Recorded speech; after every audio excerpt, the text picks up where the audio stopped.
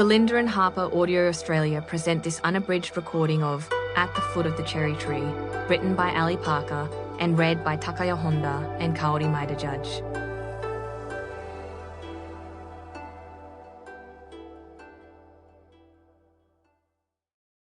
This book is for Nobuko and Don, Cherry and Gordon, or, as I call you, Grandma and Grandpa.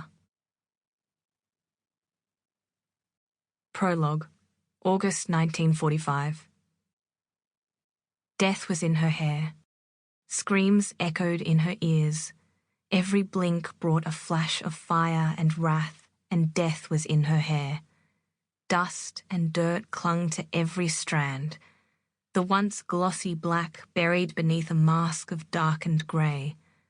Her eyebrows, her eyelashes, smudges against her vision, were sprinkled with fine powder she couldn't remove, painful grit and grime.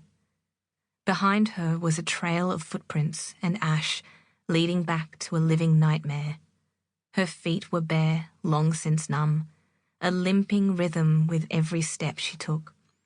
The world was empty. The world knew nothing, and she had seen it all. The verdant sakura trees shivered as she passed beneath their boughs, a death angel on a dirt road. She lifted a shaking hand to brush her fingers through the leaves, to touch something real, to remind herself she existed. The leaves reached for her blackened hands, deep green stroking against dirt and ash and blood. The rough branches pressed into her skin, sensitive and tight, promising she was here in this moment. She was alive. Bile rose in her throat and she doubled over, face throbbing as black sludge spilled onto the road. She gasped for air, convulsing, trying to breathe, to purge. The shaking started then, a quivering that wouldn't ease, tears snaking around cheekbones and mud and filth. She steadied herself, wiping her eyes, smearing the muck that covered her entire body. Thunder rumbled in the distance, and, for the first time since she had begun her death march, she looked back. In the valley far below, hidden beneath a blanket of deep grey clouds against an otherwise perfect summer sky, was a city screaming as it died. Her breath caught in her throat as she watched her home burn, heard the shuddering echo of buildings surrendering to fall. There was only one place she could go, and only one way to get there. She turned away and took one slow, painful step. The cuts on the soles of her feet split open as she limped forward, fresh blood spotting the path, ash snowing from her hair. Hiroshima was gone.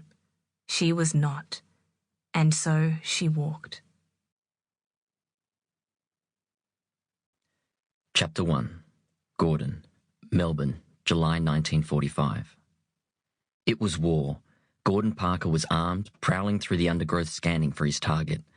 The wind rustled overhead, dancing across the back of his neck. Any moment now he would find what he was hunting and attack. A voice broke through his concentration. "Have you got them yet?" Gordon glared at his sister, gesturing for her to be quiet. June rolled her eyes and sat in the grass, opening a book, no longer interested in her brother. Somewhere above him, a kookaburra chortled, the gum trees sending leaves to the grass below. There was a giggle. Gordon stepped forward, feet soft. The sound came from the blackberry bushes. He couldn't see through the foliage, but his target had finally revealed itself. Gordon raised his weapon, readying for battle. A roar, and the bush split apart as Gordon's prey launched at him. There was no time to react. His weapon, a tree branch posing as a gun, skittering aside as he was tackled by 4 of his younger siblings. There were 9 Parkers in all, Ven and Harry, plus their 7 kids. June was the eldest, 13 months older than Gordon, something she took great delight in. After Gordon was Donald, a year and a half younger, currently tugging at Gordon's right arm, trying to pull him to the ground. Jeanette was the 4th, sharp and observant, watching the fight in front of her and waiting for her moment. Then came his... Sample complete. Ready to continue?